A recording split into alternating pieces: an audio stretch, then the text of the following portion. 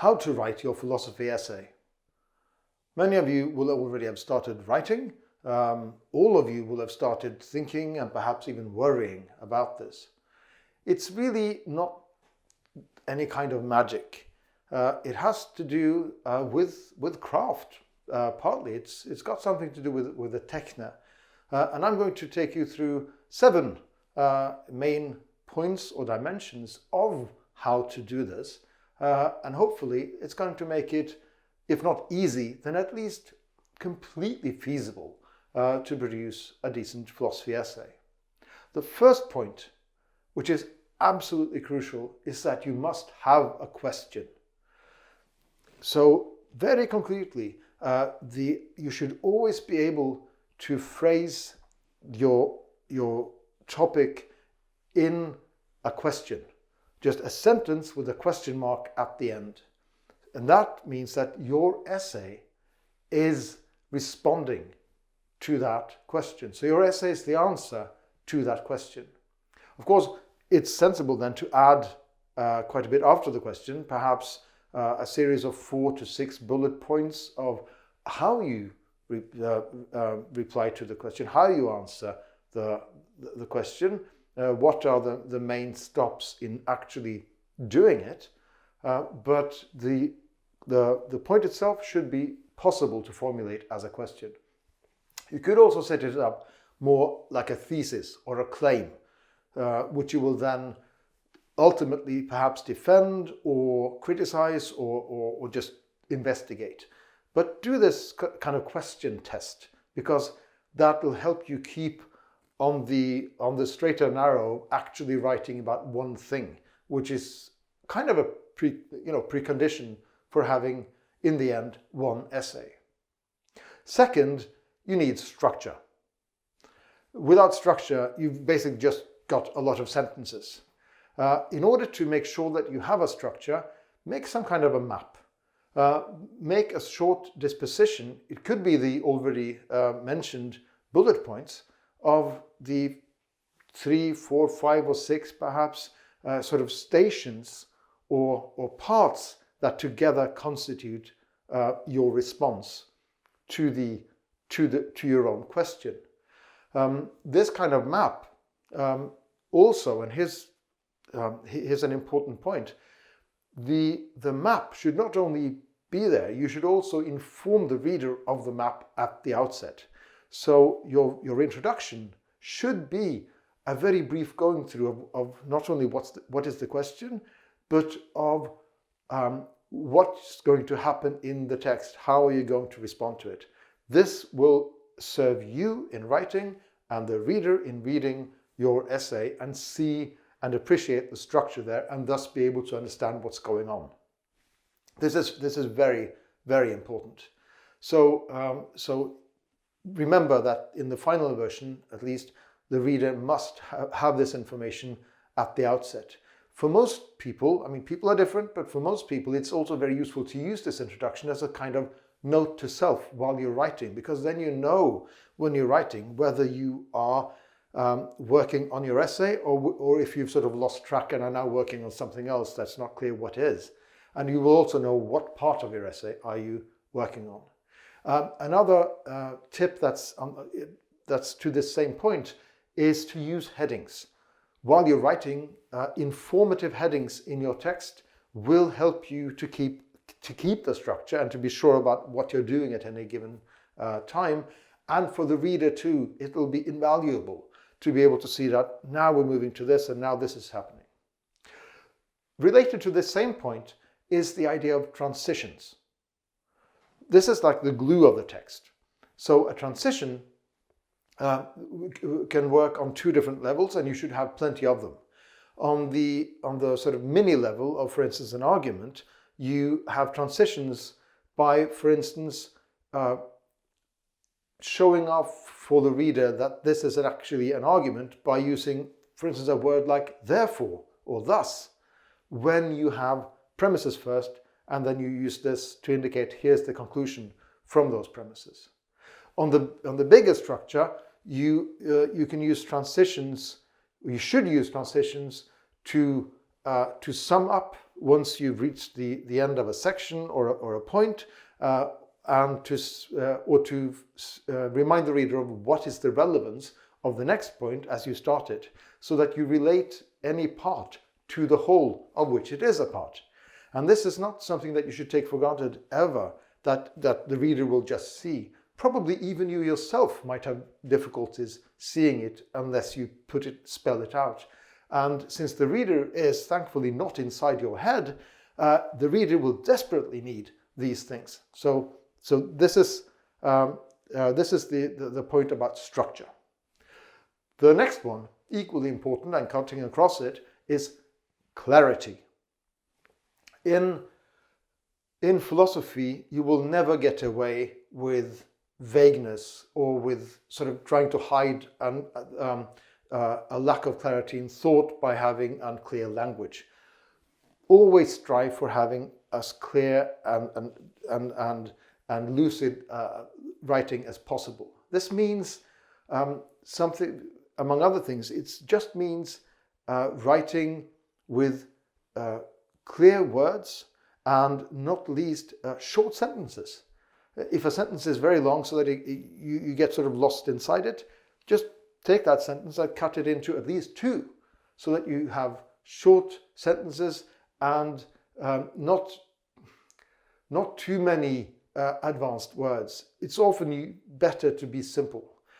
So there is this quality of writing called, variation, so that it's good to use various synonyms, for instance, as you go through, so that you don't use the same word too often.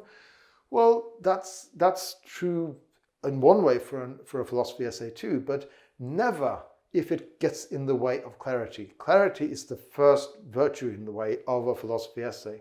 So do keep that in mind. Do not let a desire for elegance get in the way of clarity. And of course, this is especially true if the term is actually a technical one that's part of your argument. Then you shouldn't, shift it back and forth between various synonyms. Just stick to the term. Clarity is much more important than elegance, after all, in our context. The idea of clarity is not that easy. It's actually, for most people, it's even if you've been doing philosophy for several decades, clarity is still a very difficult thing to achieve. And so it means one thing that could be a good tip for most of us is a very good idea. If you're not sure whether your text is clear, or perhaps even anyway, because you might be wrong, read it loud. Just read it aloud to yourself and try to hear what it sounds like as you're reading. That's going to help you against submitting or sending in things that are just basically unclear. Also, if you have friends or colleagues or family that you can bother with reading and coming with feedback basically on, do you understand what's going on here? Is this clear enough? That can be very, very useful. A fourth point, which is kind of the bread and butter of philosophy, is argument. We're nothing if we're not arguing as philosophers. So you do need to focus on argument. You can't just refer to things or claim things. You need to argue. You never just say anything, you argue for it. You never just oppose anything, you argue against it. So always argument, argument, argument. It's completely central. Think of it in terms of the kind of dialectic that you also find in Plato and Aristotle. There's always some kind of, not just saying stuff, but of some kind of exchange, going back and forth mentally in developing that thought. This means concretely, when you're writing about ancient philosophy, that you, on one level, you enter into some kind of dialectic with Plato and or Aristotle, whoever you are investigating, which means that you never ever just simply referring to this being said and as if that's clear. You need to enter into some kind of interaction with them. So, for instance, you never end on simply a quote. You must always explain that quote, and you must always try to show how you think things fit together. So that's one thing. But since we're dealing with Plato and Aristotle, pretty much as important is having a similar kind of relation with the secondary literature. Whatever your theme, you can be sure, and it's part of your job to find secondary literature, that is, people much, much closer to ourselves in time, perhaps living and writing this at this very moment, who have published articles or books on the topic. And you must include these in your musings and in your arguments and in your thinking in the same way. So again, entering into a kind of dialectic or dialogue with them means not just simply presenting, but trying to explain what you take them to be claiming. And if you don't entirely agree, then you argue against them, or you set up an argument there. If you think that something is right, but perhaps doesn't clarify entirely what you're asking about, then you go further building on them. And you always do this by means of argument and entering into a kind of dialogue with them. But let me also then warn you, please do not try to write an actual dialogue the way that Plato did. That's, save that for later. What we're doing now is writing a philosophy essay, and we're practicing on that kind of application of dialectic. The idea of writing dialogues like Plato is almost impossible to do well, and it's something that comes much, much later if you ever want to do it. So just stick with the format of the essay for now, but take that insight from someone like the character of Socrates, that you should think critically about things. So it can be helpful to think of actually someone like Socrates asking about the text that you're reading, or asking about what you just wrote. What do you mean about that? I have a small question about this. So it's not simply your job to just build something. It's also your job to criticize and perhaps even destroy some things. So have this kind of criticism both against others and against your own ideas. So if you see weaknesses in an interpretation that you, all in all, would like to support, it's really your job as a philosopher to be honest about that. You're not supposed to pretend that something is obvious when it's not. You're not supposed to pretend that something is beyond doubt if it's not beyond doubt. In fact, quite the contrary. It's your job to point out that there are problems with this interpretation. You look that in the eye and you articulate it, and then you argue for why it's, after all, still the best we've got, for instance. So this is the approach to the idea of argument in this context. Fifth, originality. I know that this is a big worry for many, not only the second-year students or third-year students, but also third or fourth decade philosophers. The idea of originality, and is what I'm doing original enough? I think I can say pretty much with my hand on my heart that if you do all the stuff that I've already said, that's all the originality that's required. It's the complexity of the themes and all the parts, the ways in which things can fit together, and the spontaneity of the human mind will more or less ensure that if you do this, it'll be in its way original enough. It'll be sufficiently original.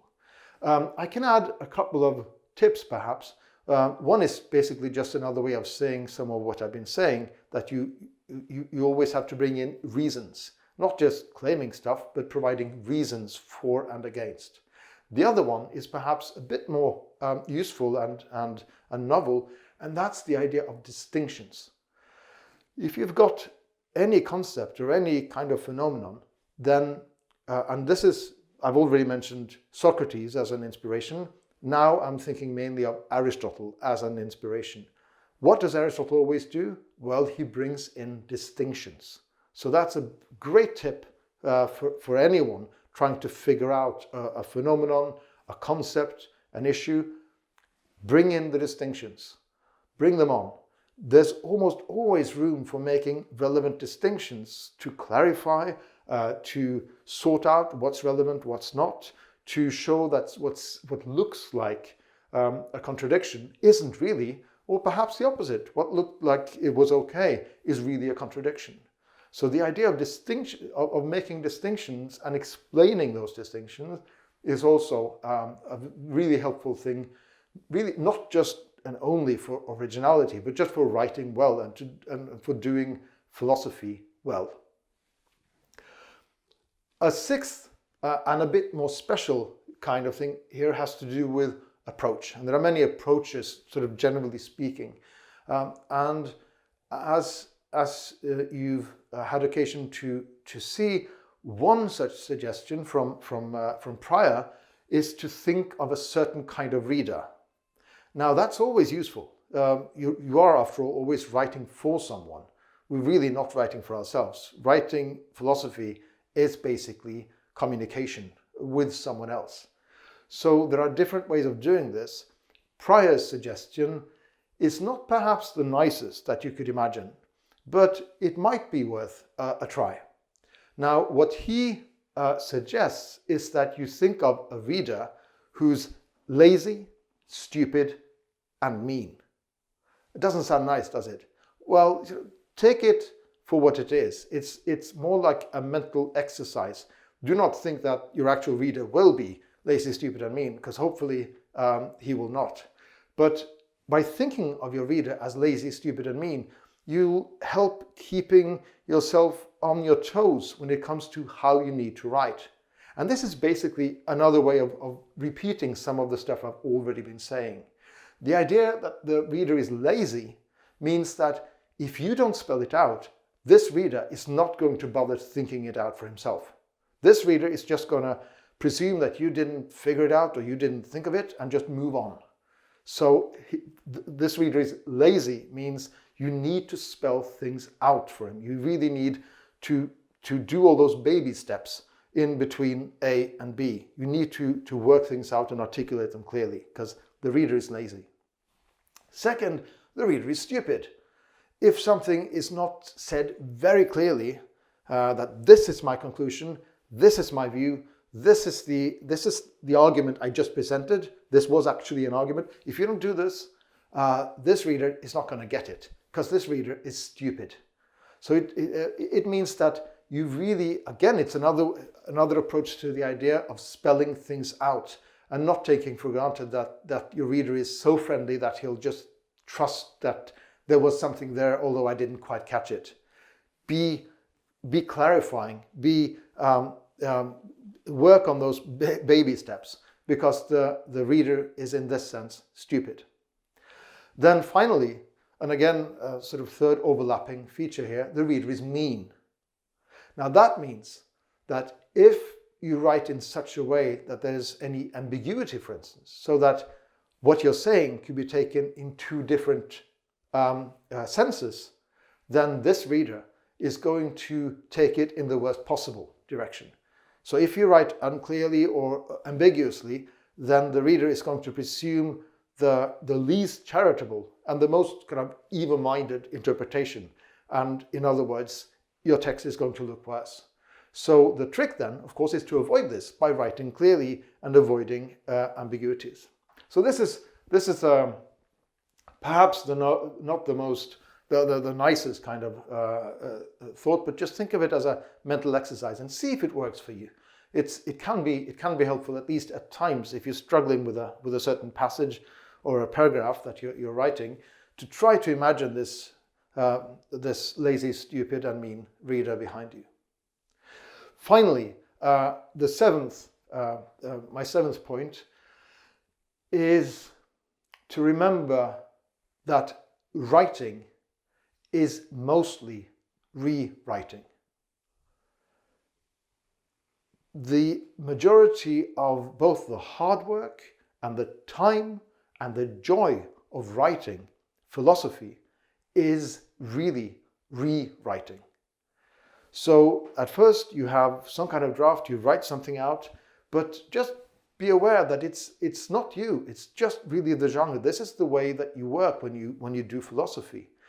You then return and you rewrite, you clarify, you alter, you shift, you alter the order of things. You realize that this piece is actually not necessary. It's not relevant. You don't have place for it. You just move it aside and put it away for another day. You rewrite.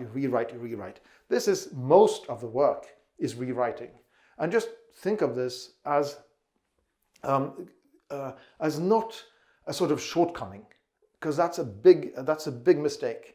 The rewriting really is the essence of philosophy. It's not just saying stuff, but it's reworking it. It's critically and constructively reworking, going into the details, returning to things, going back and forth between the parts and the whole over and over. So the idea then is that usually for most of us, the first thing that we write out in the first sort of version of the essay, it could very well be that not a single sentence and not even the main structure is going to be like that in the final version that we hand in, wherever we hand it in. And just keep in mind that this is not a problem or a shortcoming about you. This is basically what philosophy means when we're talking about writing philosophy. Writing is mainly rewriting, and that's a good thing.